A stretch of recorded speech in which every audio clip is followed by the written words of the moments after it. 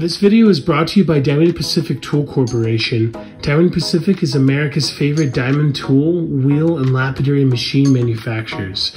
For nearly half a century, Diamond Pacific has set the industry standard for diamond lapidary equipment.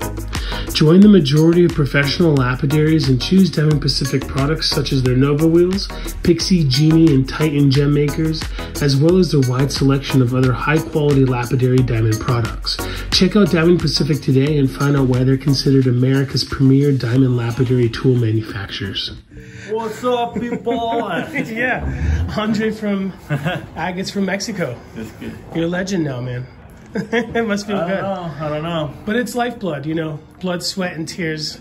A lot more blood than tears, hopefully. Yeah, I know. You need to love what you're doing to do this stuff. So you know, one of the, I think the magics of what you do isn't that you just mine some of the most amazing material, but you're working the best to process it the best, to get the best polish, how to cut the materials that a lot of agate people are doing, but you're taking it to the next level, and that's super impressive. So thank you. Basically, what we're doing is following a passion to uncover some of the best natural treasures. Like, we're in love with these pieces, and to extract them. And also, they're so amazing that you need to give the best process. So we have been learning ourselves of how to process all the agates in a way that they come out perfectly and they can be admired as the way they are, and they're amazing. You know, I think we're not doing nothing compared of what nature did to create these pieces. So yeah, we're blessed.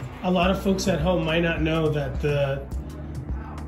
the processing of this material is a lot different than just sitting down on a 6-wheel Cab King.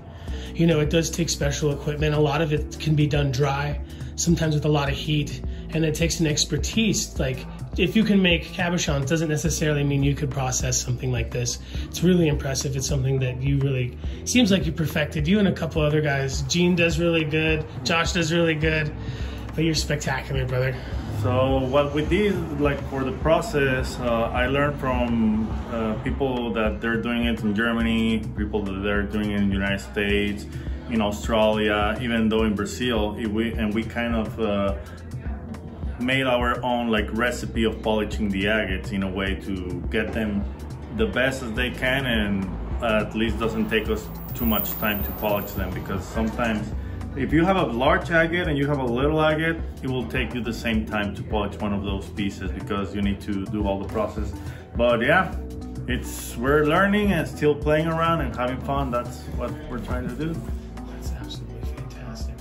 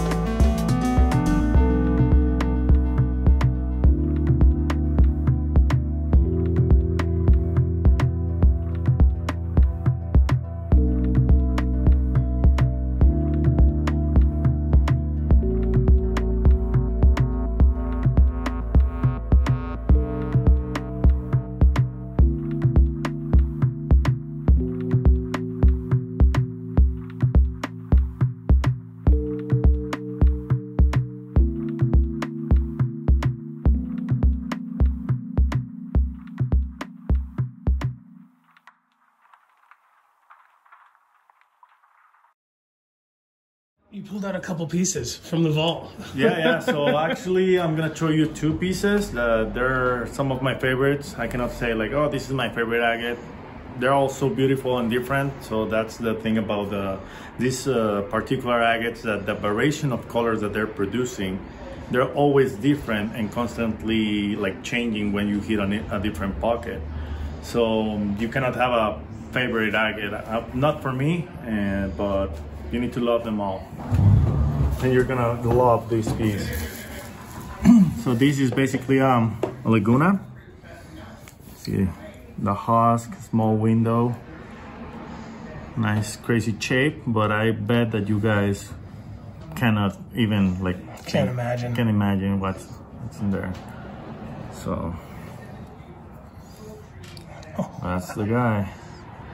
This guy, we call it a chameleon, some people call it the owl, but it's so crazy, the depth of the eyes, and if you move it you can see the parallax even look like if it was a helicopter moving, and some filming channels, some even chromatography of color change, the depth of here.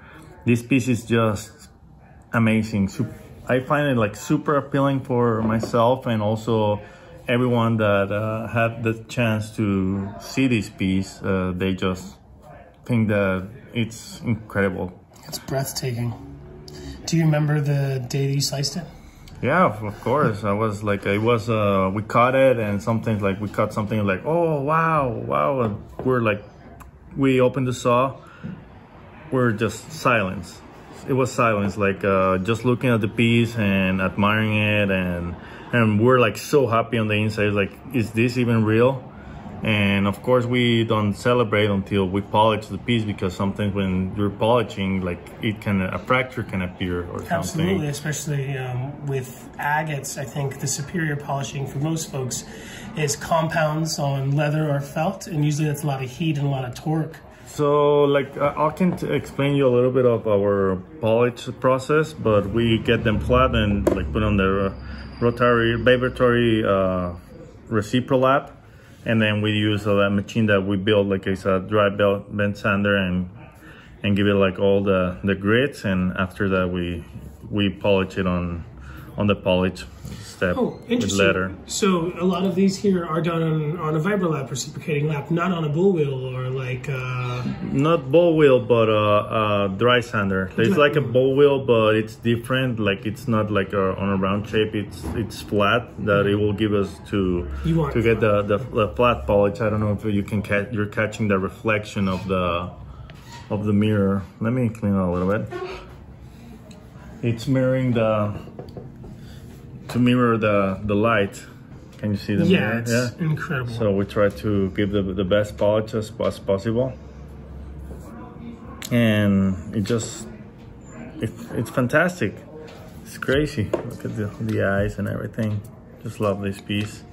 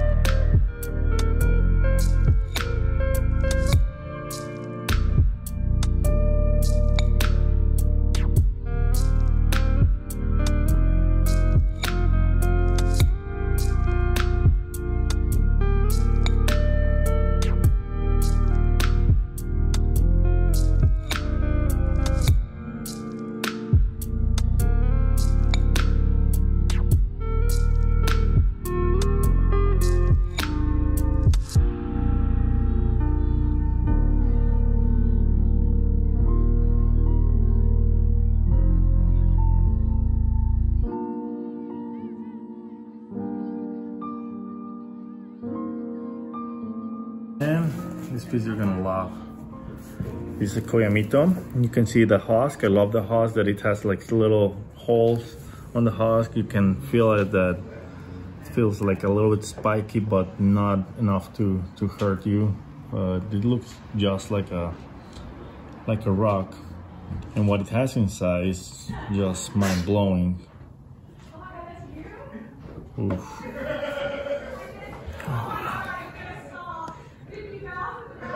Look at the colors on this piece. All the deep yellow to lavender, purple, white. This is just a symphony of art trying to tell something. Absolutely amazing. Lots of information here. How long have you had this piece for? 4 to 5 years already. Oh, wow. Not too long. And you held on to it this long. Is it part of your private collection? Yeah, it's this is our private collection. Absolutely stunning. No, also the flow channel, the alignment of the bands. Definitely a labor of love. Sometimes you probably come home exhausted. Does it feel like work or? No, I rather like try to stay more like into the agates, and basically it's not work, you know. We're just trying to like complete some missions and try to like what's next and just keep moving. So it's hard rock mining. You're not just picking these up off the ground like a thunder egg in California. No, they're not on the ground anymore. It's processing boulders. It's really intense. On the bottom over there on the shelf, you can see like one agate sitting on the host rock. It's completely like tumbled because this piece actually eroded from the main host rock, and it was tumbled, I don't know, for thousands or I don't know how long, but we just found it on the surface and we decided to leave it like that. Yeah. But that's a perfect example of how the agates can be stuck on the matrix. And what we do usually on mining is breaking the matrix open and releasing the agates. Sometimes it's just a huge like rock that you need to kind of be breaking it like a little by little with heavy equipment, and then making that rock smaller until you collect everything that's stuck in there.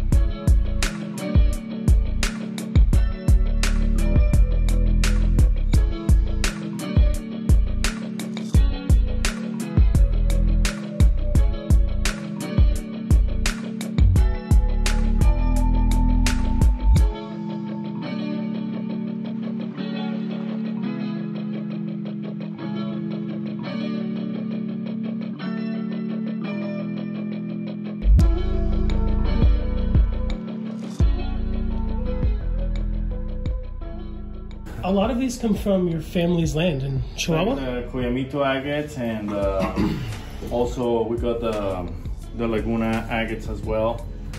How long has your family been? For Koyamito ranch, like for 100 years. Since the 60s, they were getting the material out of the surface, or probably since before.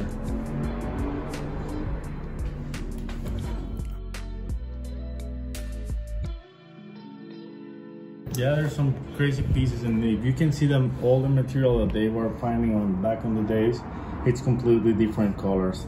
The past years, the ones that I had the pleasure to see, they're fantastic, but lots of the best stuff, I think they're hiding on some collections. You don't have access to see them. You don't even know that they exist, but I have heard stories. But what I've seen, you know, there's killer pieces, but we have found like pieces that they're just something else different. You know, it's always a matter of a taste, what you prefer, the color combinations, which stone grabs you the most. So I can tell you I can tell you my favorite from one of the cases, and you're gonna tell me that one other is gonna be your favorite. And if we ask somebody else, that person is gonna answer that they like something different than what we choose before.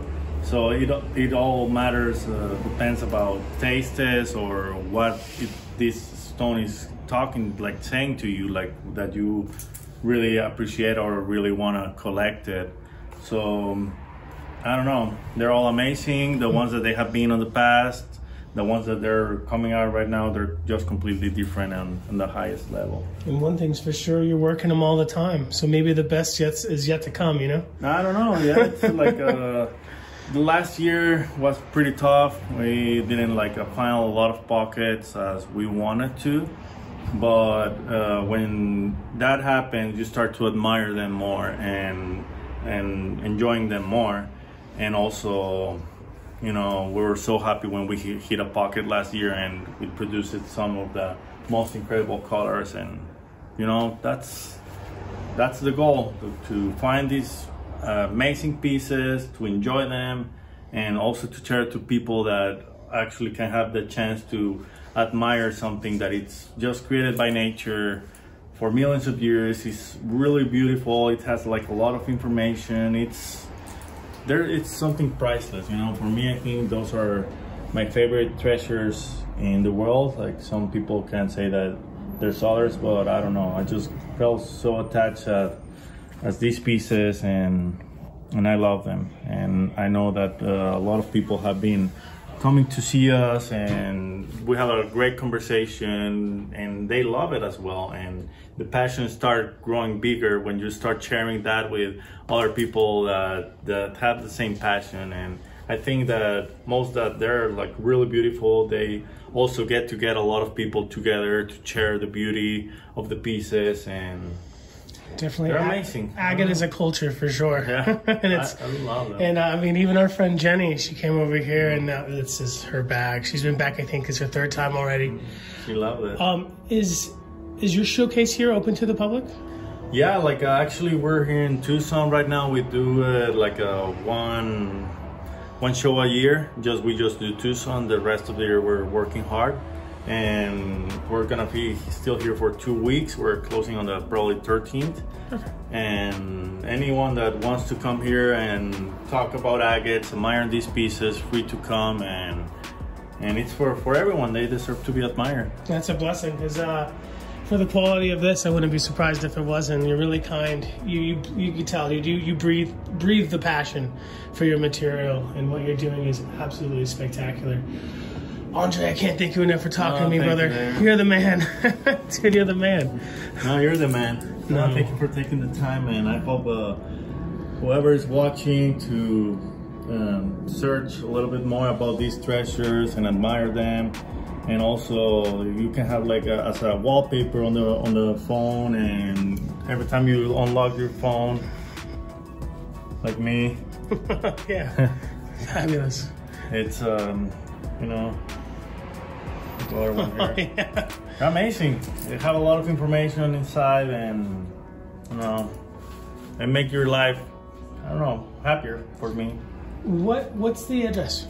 It's 451 North Granada Avenue. It's we call it Agates from Mexico Gallery, so it's the whole house. And you can't miss it. It's in when you're driving down. You cannot miss it. You'll see the banners. We're in front of some great galleries. One of my favorites are Granada Gallery over there. Perfect. Come see him. Thanks, Andre. Thank you.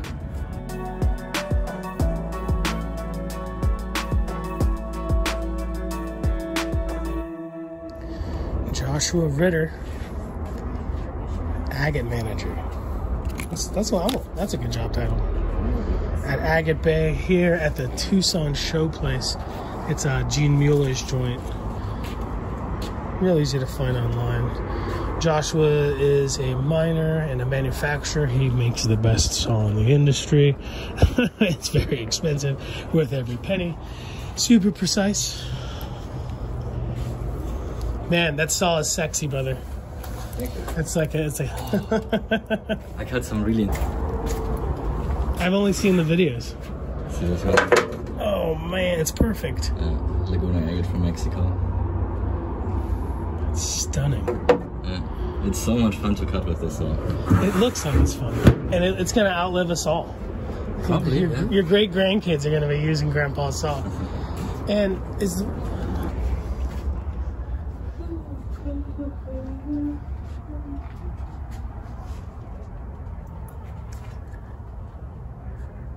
Do you think you'd ever sell one to someone who is interested in the big agate game? So Your saw? Do you think you'd ever sell them? The saw? Mm-hmm. Yeah, I bought the manufacturing rights, and it should go into production in a year or two. I'm so excited. Yeah. It's so German, like the lack of all these stickers and labels and a goofy name. It looks like the most professional saw on the market. It does a very good job. A lot of folks may or may not know, the better the cut, that could save you so much time if you're not chasing out saw marks and record marks on your agate. You know, sometimes you can go straight from the cut.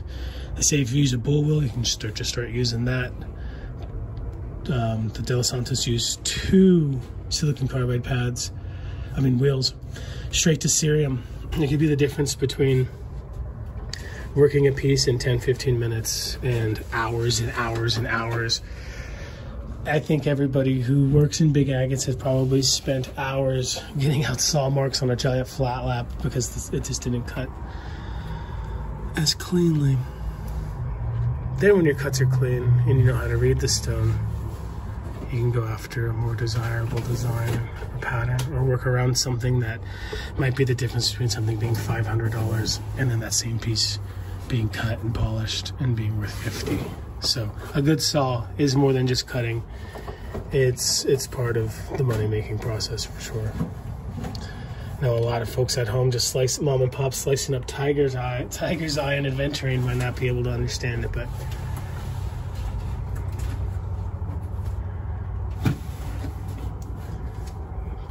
big agate, it's an industry.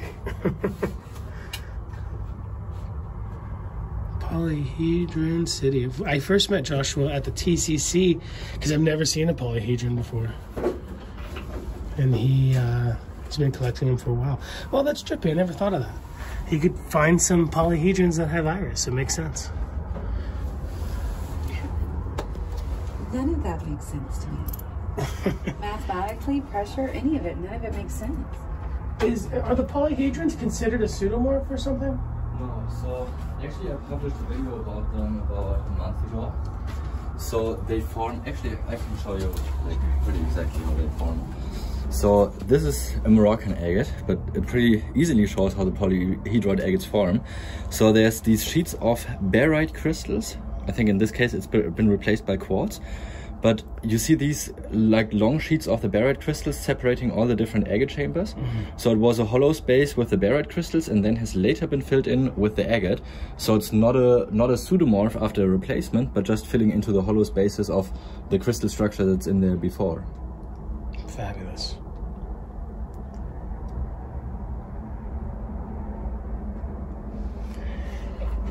And with the Brazilians, a lot of people say that it's been flooded there and you can't get them anymore? Yeah, so that's what I heard, but I've never been at the place, so you know, it may also just be fireplace stories. Yeah, like Bruno Jasper, they say it's been flooded. So it's like a common story everywhere, right? But I think if you could get 100 tons of it, people would have it, and they don't seem to. They are rare. I mean, I've not seen anything on the market in the past decades, so all of what I have here is from like probably about a dozen different German agate collections that I bought, because like back in the day a lot of this material got exported to Germany, So a lot of the very old collections that, you know, from collectors who've been collecting for 40, 50 years, they've been getting some of this material. So most of the very old collections that I purchased in Germany, they have maybe a dozen of those pieces. So I just accumulate them little by little, but there's no large quantities of this whatsoever. Like during this show, until the 15th. Oh, nice. So I'll pretty much tell all the other shows end as well. And it's not appointment only. You take walk-ins? Yeah, sure. Perfect. And it's Agate Bay here at the Tucson show. Please come visit Josh. He's the man.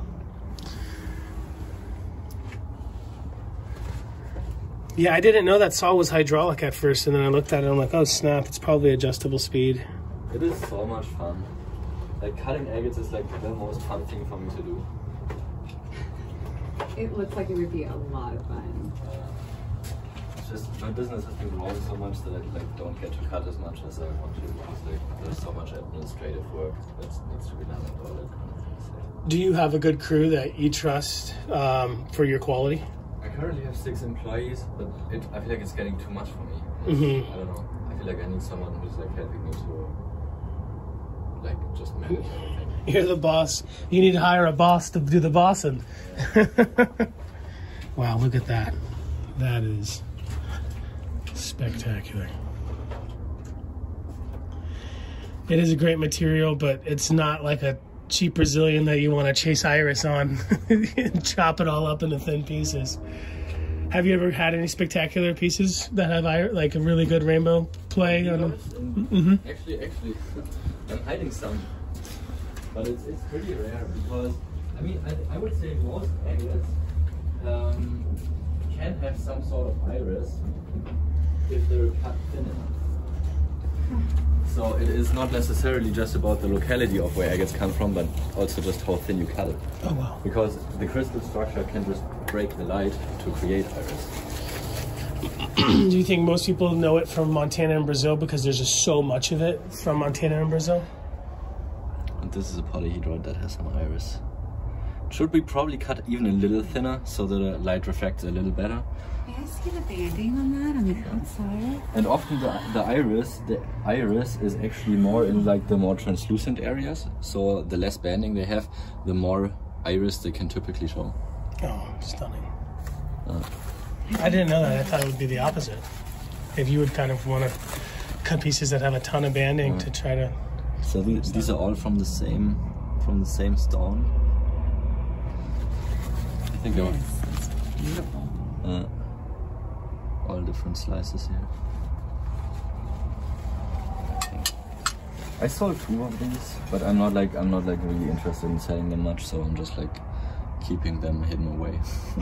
All right. Yeah, I hear that. I'm happy that you have a private collection. Some people out there, everything's for sale, they're going to retire, and then sometimes you buy back your own collection. Yeah. Do you have... I'm sorry? I would say I have like a moving collection, so I really like keeping pieces for like a few years. But you know, it also changes how much love you have for a piece. At least for me. And when I look at an agate for, you know, a few years, then I'm not feeling the same like I used to when I bought it in the first moment. So I have some collectors that just like visit me at home, and when they say I am in love with this piece, and I can see that they really enjoy, you know, getting this piece for their collection, then it makes me more happy to pass it on rather than keeping it. So I also really find joy in the change.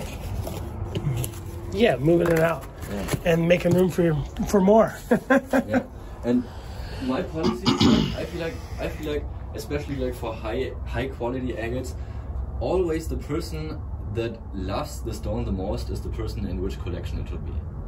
So yeah, it brings me more joy to see people having fun with the stones I have rather than keeping them for forever. It's like dendrites that formed on top of the bottom layer. You can just see through the translucent chalcedony up top how the dendrites formed. So this is a Botswali. Oh, stunning. But I've had some other really cool pieces, like parallax is also something that happens in these quite often actually. Very nice. And for folks at home, I I was talking to some friends that we were at Village Originals, and people thought they were seeing iris, and sometimes it's the parallax. It's not really iris. Do you know? Oh, don't do that to me. What do you do? I brought a piece from my personal collection here because I'm starting an affiliation with Soul of Rocks. Have you heard about the company yet? What is it called? Soul of Rocks. Soul of Rocks. It sounds so familiar. Yeah, they're like making merchandise with all kinds of products that they're printing. Oh, okay. On shirts, yeah, I think I'm gonna be working with them, doing some commercial work and stuff, and advertise it. So they have been photographing some pieces from my personal collection to get printed on the merchandise. Oh, stunning! So I brought some pieces here, and I have the most insane parallax agate that I actually want to show you. So just I would love just to. hop in behind there. I'll wait. Should I wait here? Yeah. Okay, perfect. Very cool. I mean, if you're gonna make merch, you want it out of the best possible. Yeah. So I was wondering where they were getting that. I wasn't sure like how easy it is to capture parallax agates, but this is the best Botswana parallax agate I have ever seen. Oh, geez, Louise. Did you attempt to photograph it yet? Yes, they tried it, and he said it actually turned out pretty good. So I haven't seen the result yet, but I mean this is so sharp. Yeah. And this is actually the best parallax I have ever seen or owned. It's a Moroccan agate. Look at that piece. What?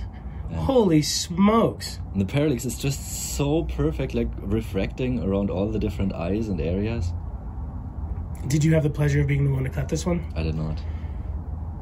Well, you have the pleasure of being the one to own it. Yeah, and you own it. Yeah, this is exceptional. So these are the kind of pieces I keep for, you know, at least a couple of years before I can let go of them. Yeah. Are those Moroccan agates, are they called Karochin? So there are some Moroccan agates that are from a locality that's called Karochin, actually, that's how it's pronounced. But Morocco has about like a dozen different agate localities. So I have two shelves with Moroccan agates on the other side, and I can show you a little bit around and like try to like explain the difference between the different localities. Thank you. Because I don't think there's any books that are like describing it properly. You gotta make it. I'm working on one. Awesome. So the ones that typically have like this yellow and red color at the outside, those are the agates from Karochin. And often you don't want to slice them in the middle of the nodule, but rather just skin a little bit off. Because like here you can see it's only a very thin part of the nodule that revealed this beautiful eye agate pattern. And on the other side, you know, the center is like pretty much a dead spot. You know, there's no banding that's interesting. They're often very fractured up, so the most interesting area is in the rim area. So instead of cutting it through the middle, the Karochin agates, you actually want to cut just a thin slice of the front face. So you get this beautiful eye pattern. But yeah, there's about 10 different localities in the Middle Atlas Mountains, and then this one larger sized locality in the High Atlas Mountains around the town of Agouim. So there's just so much knowledge about the Moroccan agates, but a lot of people just think, you know, it's Moroccan, and yeah, that's all they know. think that basic seam stuff that you see everywhere, and that's probably the end of it. So this is actually a seam type of agate from the Karochin location as well, but with a full picture. So having it like that is just extremely rare. I cut this one personally as well. Awesome. Yeah, so I'm really always looking for the special kind of things, because there's so much average kind of quality material out there, and people know me for just having some of the most unique and highest quality agates, so that's what I'm trying to do. That's something to be proud of, brother. Thank you. It's your lifeblood. Yeah, I love agates.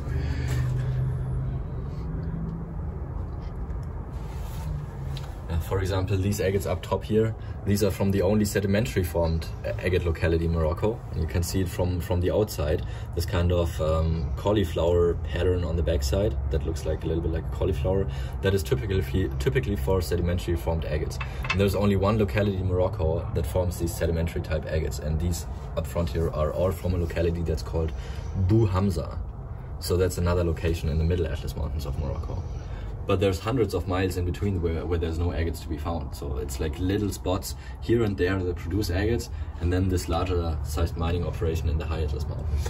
Are the Moroccans actively seeking more stuff, or are they focusing on like the bread and butter, like the chem fossils and vanadinites? I mean, it's all separate businesses. So there's people just looking out for agates. It has nothing to do with fossils. So it's all individual people that do their own kind of thing, and it's also just very specific areas. So the people that are mining for the corrosion, they mine the corrosion, and they're not like going to other places. So it's very individual.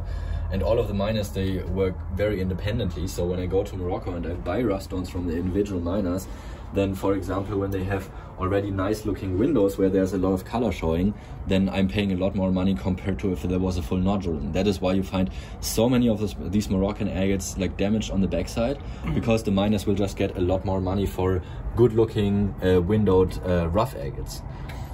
And a lot of them, they don't have the saws and equipment to cut it by themselves, so they just increase the profit by damaging the backside of the nodule, so they can see what kind of colors could be inside. Yeah, it seems like a lot of Moroccan stuff is done with like construction equipment, like angle grinders, and which might work for Orthoceras, cheap, 50 cents a pound, but not for these high quality specimens. I really like this one. This is just so unique in color, like with the subtle green, the bright blue, and then just slowly, like gradually going into the white in the center. I really also enjoy symmetrical agate. Like the more round and symmetrical they're shaped, I think the more beautiful they are. So a lot of times when I cut agates, when they're like kind of in a weird shape, I mean, you could cut the agate for the longest phase and have like a larger sized picture, but I think it just looks so much more beautiful if you make a round cut, just because you get such a better symmetry in the stone. And even if it's, less surface area, I think it just looks so much better. And that's also a reason why I'm thinking size doesn't matter as much for the value of a high quality agates as the, form of the pattern itself. Definitely. Josh, thanks so much for chatting with me, brother. Yeah, of course. And you're going to be here till the 15th? Yep. Oh, yeah, come visit Josh. He'll show you the goods. Thank you. It's probably some of the best of its kind in Tucson. Do these live here, or do you take them home? So I have a US company now, and I put some of the stones in storage, but of course I also want to move some material, so I'm working with other US dealers that take material and commission for me. Some of the material that I know I can sell back in Europe as well. I'm just shipping a lot forth and back, so I always have a couple pallets that make their way. Awesome. Thanks, brother. Sure. Yeah, thank you. No, I think the way you said it would have sounded like Lynn had 2 drinks. Okay.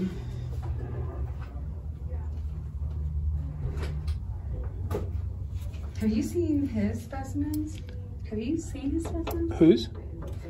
Oh yeah, of course. Have you seen them? Yeah, definitely. Not since 2019. I think they're better than ever now. You can only do my paperwork after everyone leaves for the day. Do you like the pseudomorphs? You got one, right? You were gifted one.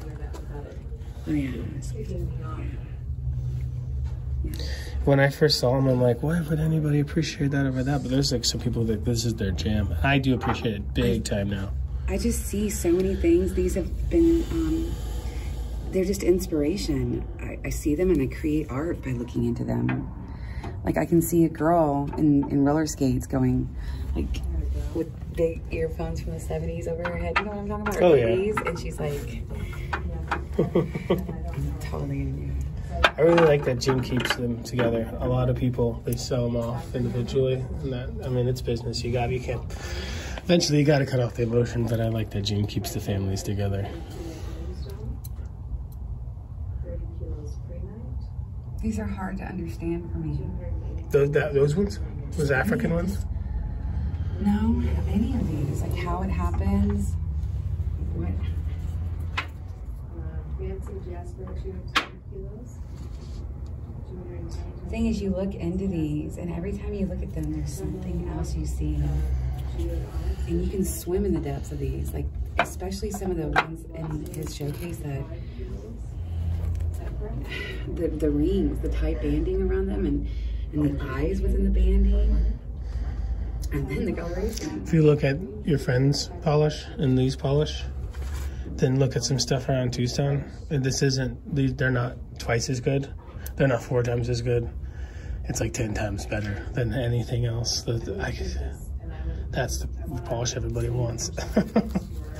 It's not hard. It's a special piece of machinery. You said he's running a 24-inch calculation or yeah, those, the ones you just put, you lay it on like a table. Did you see them at all? I didn't see the table, but You think you know what I do know what you're talking about. Yes, a lot of these are done by hand on a thing called a bull wheel. And it's a huge learning curve. You can make great turquoise and opal cabochons and not stand a chance at doing these. It's technique, and like 4 or 5 people really defined it. Gene, the De Los Santos folks, they got it down. And we're like, you use 6 wheels then getting into polishing with lapidary equipment. You can kind of do these with like just 3 different things.